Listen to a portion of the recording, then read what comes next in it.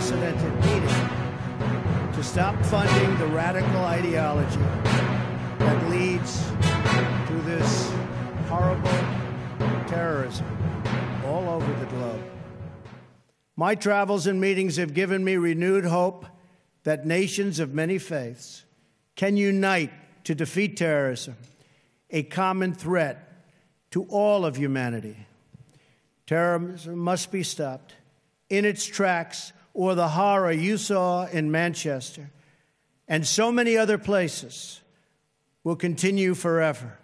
You have thousands and thousands of people pouring into our various countries and spreading throughout, and in many cases we have no idea who they are. We must be tough, we must be strong, and we must be vigilant. The NATO of the future must include a great focus on terrorism and immigration, as well as threats from Russia and on NATO's eastern and southern borders. These grave security concerns are the same reason that I have been very, very direct with Secretary Stoltenberg and members of the alliance in saying that NATO members must finally contribute their fair share and meet their financial obligations. But 23 of the 28 member nations are still not paying what they should be paying and what they are supposed to be paying for their defense. This is not fair to the people and taxpayers of the United States.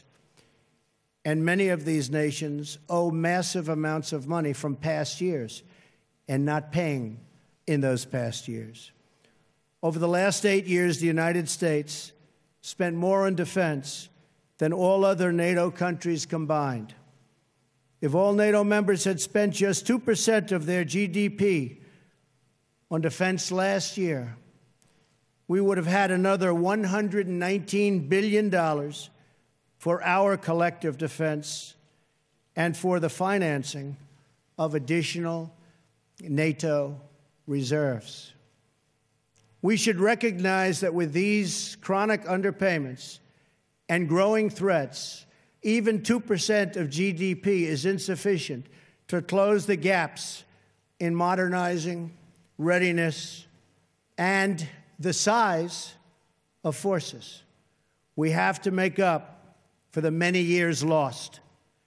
2% is the bare minimum for confronting today's very real and very vicious threats.